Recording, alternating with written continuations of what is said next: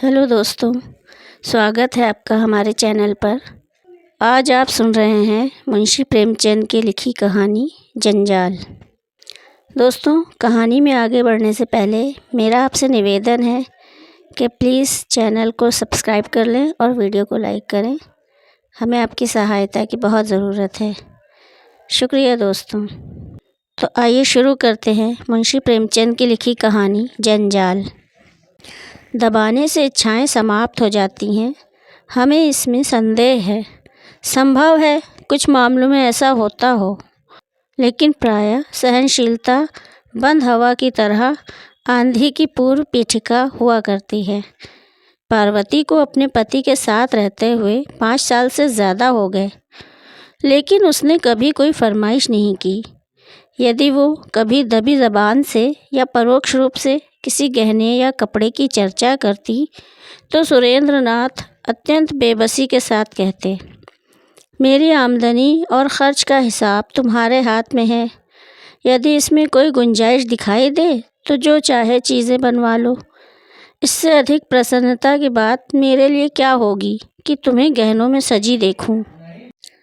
ये उत्तर सुनकर पार्वती सर झुका लेती और सोचती कि मैं सारी उम्र यूं ही नंगी बुच्ची बनी बैठी रहूँगी। कभी सोचती है कि ये खर्च न करूँ, उस मद में कमी करूँ, लेकिन चूल कभी ठीक नहीं बैठती थी। उसके पास पहले के भी कुछ गहने थे, लेकिन वो उन्हें भी नहीं पहनती थी। त्योहार या उत्सव में भी वो प्रायः सादी साड़ी पहनकर ही रह जाती थी। वो अपनी मेहरी और पड़ोसिनों को दिखाना चाहती थी कि उसे गहनों की भूख नहीं है, लेकिन ये इस समय अपने दुर्भाग्य और पति की निर्धनता की घोषणा थी। उसे रह रहकर विचार आता कि मेरे लिए सुरेंद्र जितना कुछ कर सकते हैं उतना नहीं करते। वे मेरी अनापत्ति और सीधेपन का नाजायज़ फ़ायदा उठाते हैं। निराश होकर वो कभी कभी सुरेंद्र से झगड़ना चाहती, झगड़ती, मुँह फेर कर बात करती, उसे सुना सुनाकर अपने भाग्य को कोसती। सुरेंद्र समझ जाते कि इस समय हवा का रुख बदला हुआ है, बचकर निकल जाते। कभी कभी गंगा स्नान या किसी मेले से लौटकर पार्वती पर गहनों का उन्माद सा छा जाता। वो संकल्प करती कि एक बार मन की निकाल ही लूँ, जो 200-400 रुपये बचे हुए हैं उनकी कोई चीज़ बनवा लूँ, कल की चिंता में कहाँ तक मरूँ। लेकिन एक क्षण में उसका ये उन्माद उड़न-छू हो जाता। यहाँ तक कि लगातार सहन करने के कारण उसकी सजने के शौक़ की इच्छाएं मरकर मन के एक कोने में पड़ी रहती थीं। मगर आज 5 साल के बाद ये इच्छा जागृत हुई है। इसमें बेचैनी नहीं है, लेकिन बेचैनी से भी ज़्यादा दुखदाई उदासी है। पार्वती के छोटे भाई की शादी होने वाली है। उसके मायके से बुलावा आया है। इस समारोह में भाग लेना ज़रूरी है। गहनों का पहनना आवश्यक हो गया। इस अवसर पर सुरेंद्र भी अपनी विवशता का बहाना न कर सके। इस समय ये उपाय भी सफल होता दिखाई नहीं दिया। शाम के समय सुरेंद्र बाहर से लपके हुए आए। उनका चेहरा चमक रहा था। उन्होंने पार्वती के हाथ में एक पोटली रख दी।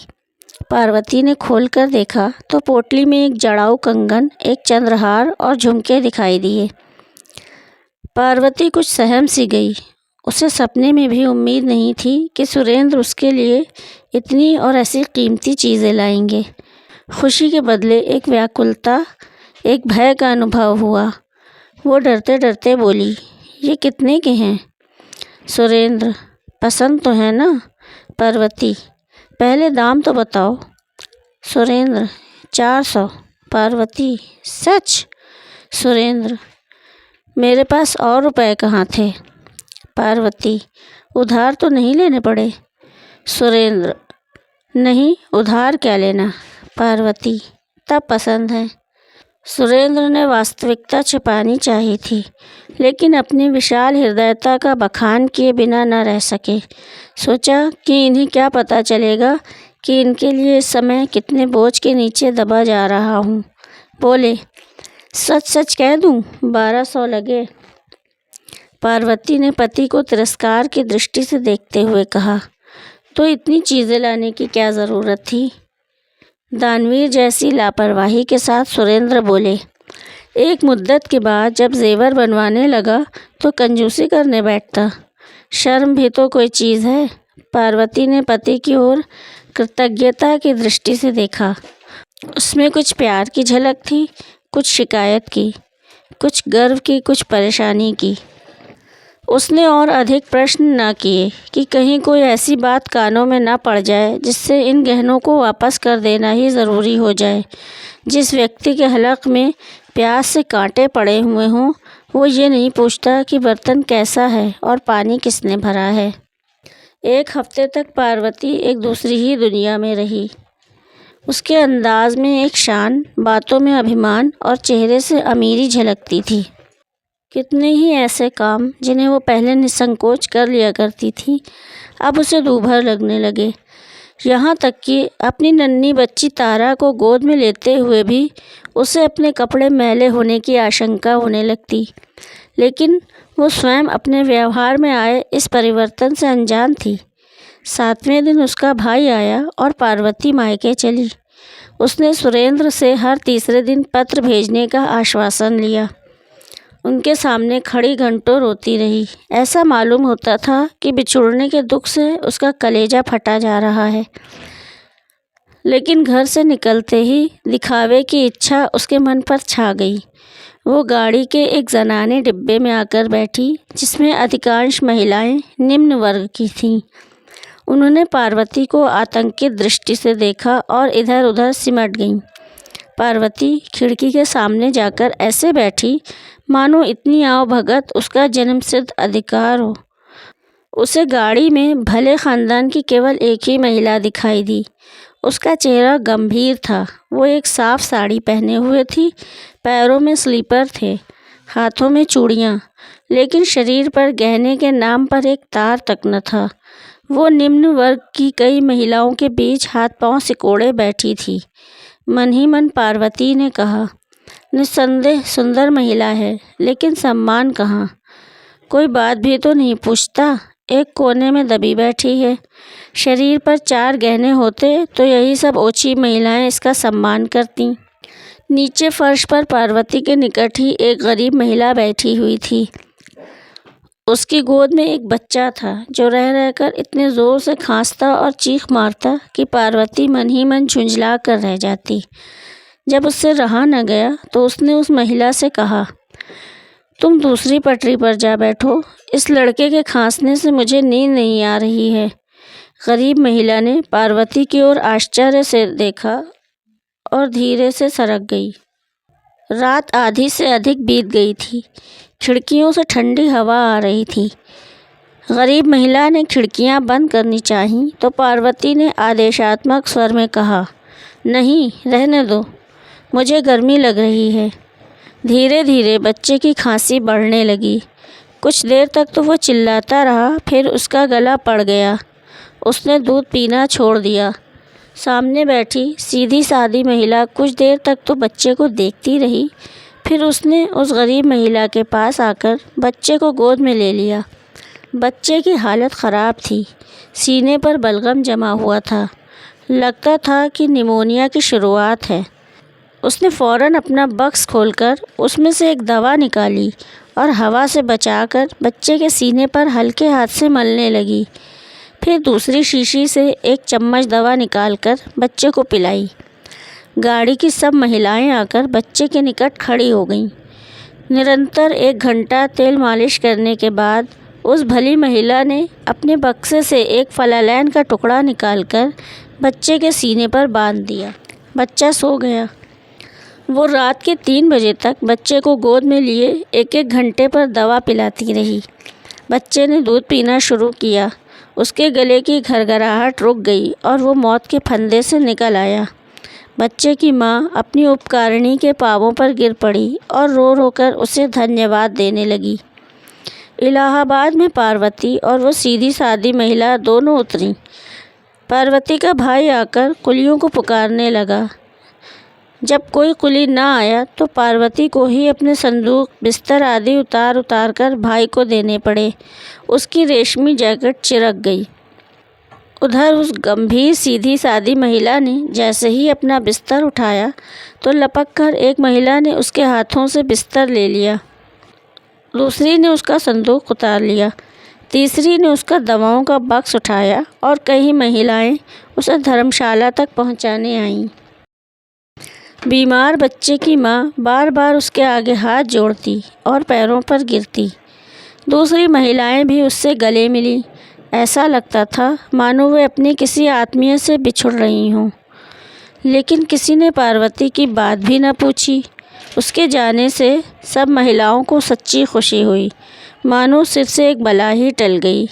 अब उन्हें ज़रा कमर सीधी करने की जगह तो मिलेगी। बीमार बच्चे की माँ ने तो उसे घृणा की दृष्टि से देखा और मन ही मन उसे जी भरकर कोसा। पार्वती ने मन में कहा, इस सीधी सादी औरत ने तो अच्छा ही रंग जमा लिया।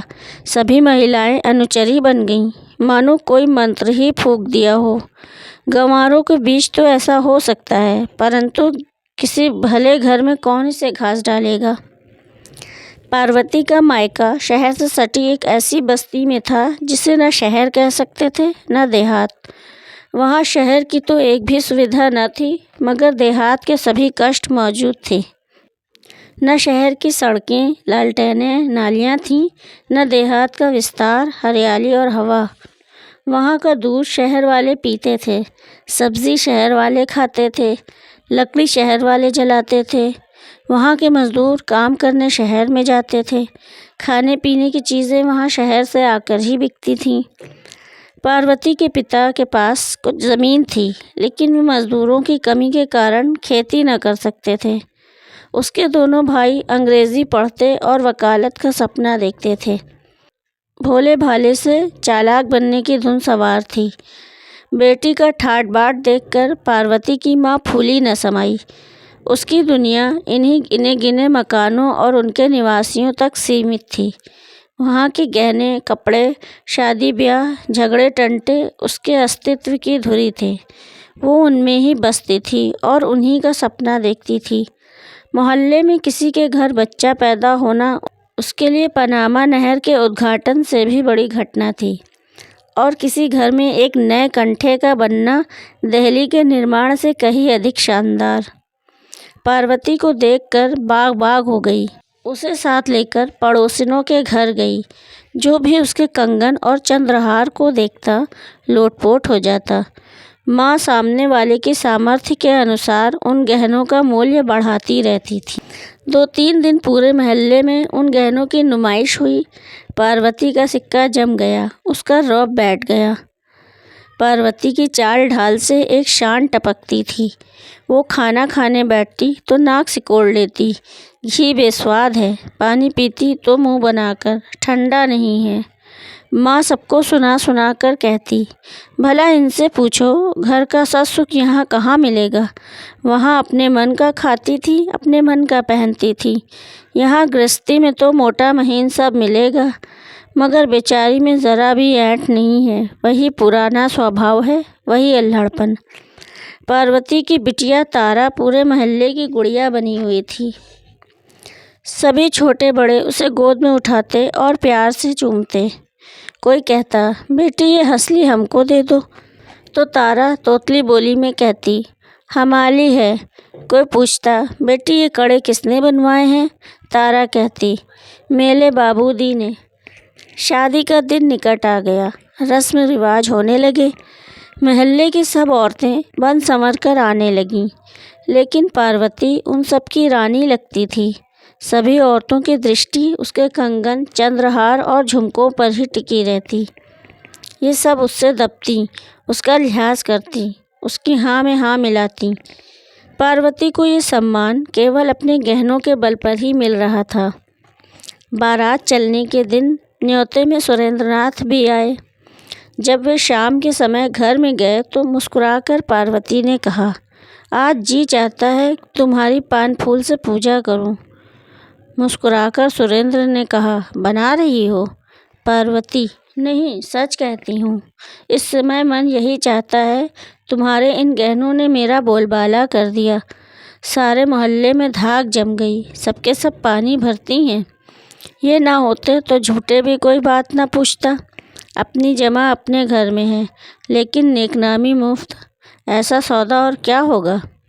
सुरेंद्र, मैं जानता तो दो एक चीज़ें और ले लेता।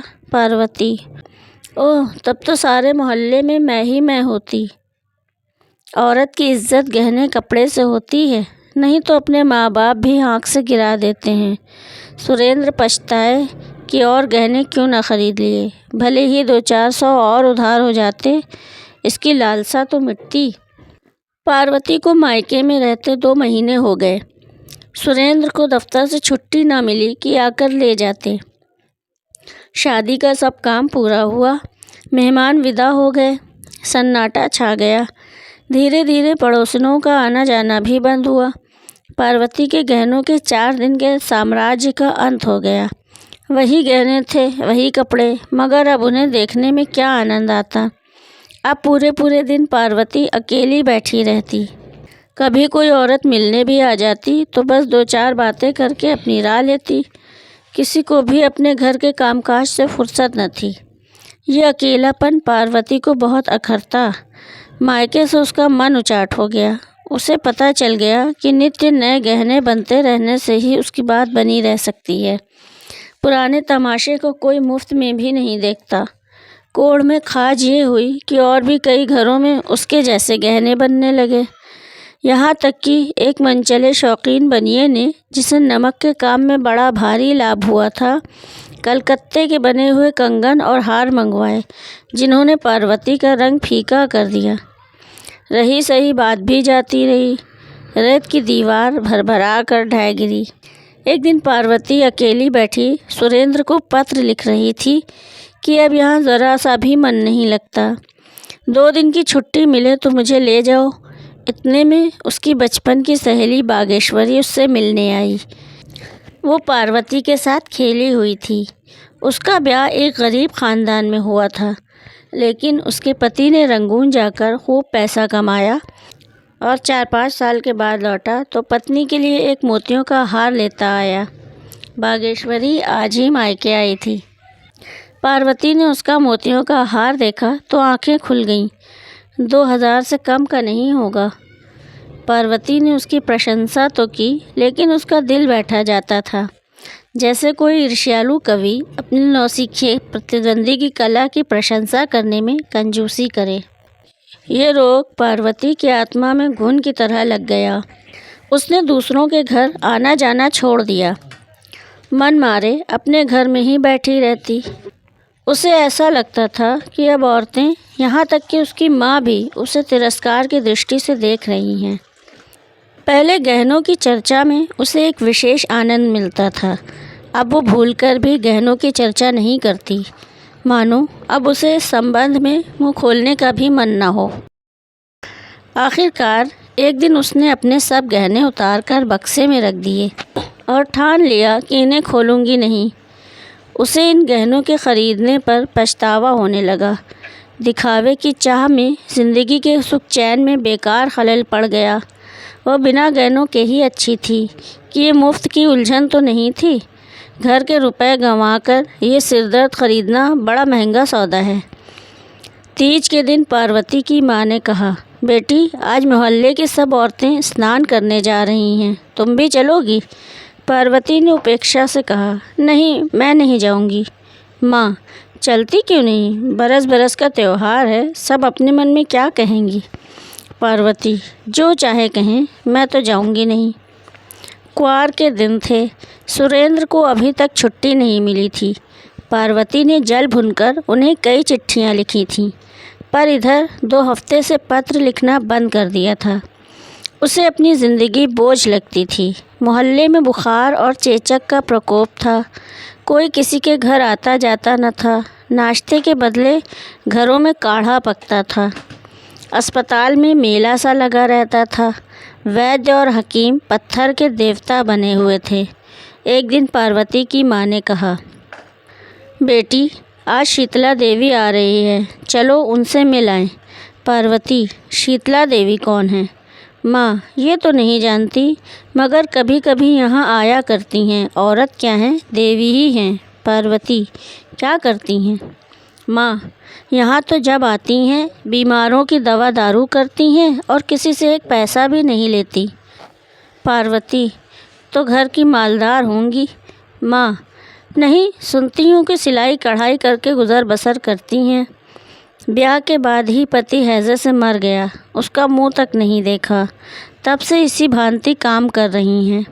पार्वती, तो क्या अभी उम्र अधिक नहीं है? माँ, नहीं, अभी उम्र ही क्या है, नारायण ने जैसी शक्ल सूरत दी है वैसा ही स्वभाव है।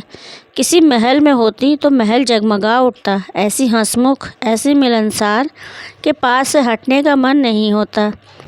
जब तक यहाँ रहती हैं भीड़ लगी रहती है, पूरा मोहल्ला घेरे रहता है।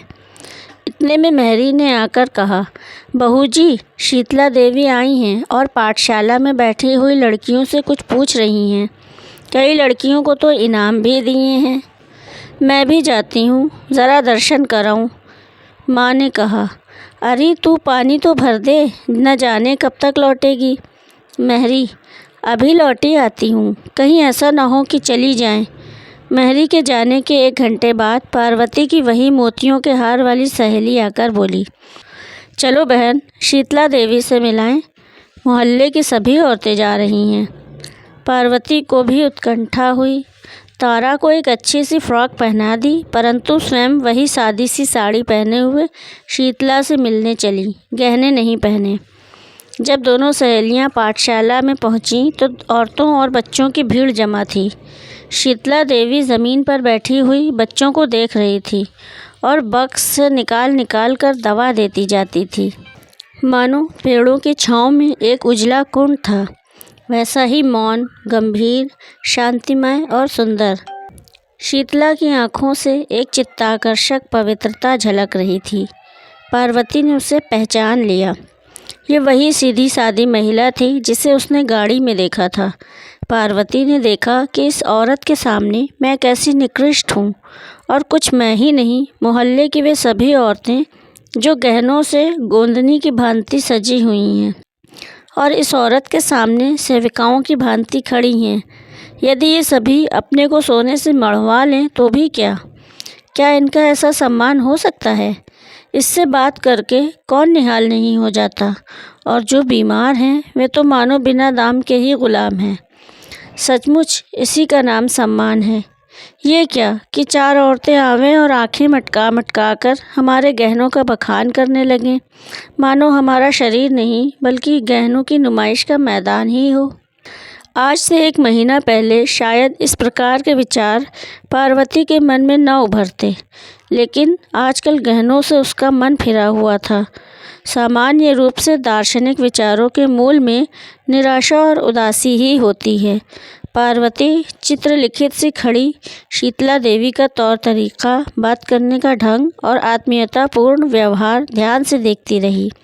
वो सोचती थी, ये औरत कितनी सुंदर है, लेकिन इसके साथ ही इच्छाओं से कितनी मुक्त। मैं सम्मान की भूखी हूँ, लेकिन मैं जिसे सम्मान समझती थी वो यथार्थ से कितना दूर है। मैं अभी तक छाया के पीछे ही भाग रही थी, आज उसका वास्तविक रूप दिखाई दिया है। जब शाम ढल गई और भीड़ छटी तो शीतला देवी की दृष्टि पार्वती पर पड़ी। वो उसे तत्काल पहचान कर बोली, बहन, तुम्हें तो मैंने रेलगाड़ी में देखा था। पार्वती ने कहा, हाँ, उस दिन मैं यहाँ आ रही थी। शीतला देवी ने पार्वती को सर से पाँव तक देखा और फिर उसकी सहेली बागेश्वरी की ओर प्रश्नवाचक दृष्टि से देखा। मुस्कुराकर बागेश्वरी ने कहा, कुछ दिनों से गहने नहीं पहनती शीतला, क्या गहनों से नाराज़ हैं? बागेश्वरी, इनका मन ही जाने। पार्वती, आप भी तो नहीं पहनती। शीतला, मुझे मयस्सर ही कहाँ, मैं तो भिखारिन हूँ, बहनों की सेवा करती हूँ और पुण्य के मार्ग में वे जो कुछ दे देती हैं उसी से अपना पेट पालती हूँ। पार्वती, मुझे भी अपनी जैसी भिखारिन बना दीजिए। शीतला देवी हंसकर उठ खड़ी हुई और बोली, भीख मांगने से भीख देना बहुत अच्छा है। रात में जब पार्वती लेटी तो शीतला देवी का दमकता चेहरा उसकी आंखों में नाच रहा था, जो उसके मन को खींचे लेता था। उसने सोचा, क्या मैं भी शीतला देवी बन सकती हूँ? तत्काल सुरेंद्र उसके सामने आकर खड़े हो गए। तारा रो रो कर उसकी गोद में जाने के लिए मचलने लगी। जीवन की इच्छाओं की एक बाढ़ ही उठ खड़ी होकर टक्कर मारने लगी। नहीं, शीतला देवी बनना मेरे वश में नहीं है, लेकिन मैं एक बात कर सकती हूँ और वो अवश्य करूँगी। 1 सप्ताह में पार्वती अपनी ससुराल आ गई। सुरेंद्र ने उसका मुरझाया हुआ मुँह देखा तो आश्चर्य से बोले, गहनों से रूठ गई क्या? पार्वती, पुराने हो गए, नए बनवा दो। सुरेंद्र, अभी तो इन्हीं का हिसाब चुकता नहीं हुआ। पार्वती, मैं एक उपाय बताती हूँ, इन गहनों को वापस कर दो। वापस तो हो जाएंगे? सुरेंद्र, हाँ, बहुत आसानी से। इन 2 महीनों में सोने का भाव बहुत चढ़ गया है। पार्वती, तो कल वापस कराना। सुरेंद्र, पहनोगी क्या? पार्वती, दूसरे गहने बनवाऊंगी। सुरेंद्र, और रुपए कहाँ हैं? पार्वती, उन गहनों में रुपए नहीं लगेंगे। सुरेंद्र, मैं तुम्हारा मतलब नहीं समझा। पार्वती, ये गहने जी के जंजाल हैं, इनसे मन भर गया। इन्हें बेचकर किसी बैंक में जमा कर दो, हर महीने मुझे उसका ब्याज दे दिया करना। सुरेंद्र ने बात हंसी में उड़ानी चाहिए, लेकिन पार्वती के हाव भाव से ऐसा दृढ़ संकल्प प्रकट होता था कि वे उस विषय में गंभीरता से विचार करने पर विवश हो गए। दूसरे महीने में शीतला देवी के नाम 12 रुपये का एक गुमनाम मनी ऑर्डर पहुंचा। कूपन में लिखा हुआ था, ये तुच्छ धनराशि स्वीकार कीजिए। ईश्वर की इच्छा हुई तो ये धनराशि स्थायी रूप से प्रतिमाह मिलती रहेगी। आप इसे जिस भांति चाहे खर्च करें। अब से दुआएं ही मेरा आभूषण होंगी। ये धातु के टुकड़े तो जी के जंजाल हैं, इनसे मेरा मन भर गया है। तो दोस्तों, आपको ये कहानी कैसी लगी प्लीज़ कमेंट में ज़रूर बताइएगा। और हाँ, वीडियो को लाइक करना और चैनल को सब्सक्राइब करना ना भूलिएगा। धन्यवाद दोस्तों, फिर मिलेंगे एक नई कहानी के साथ।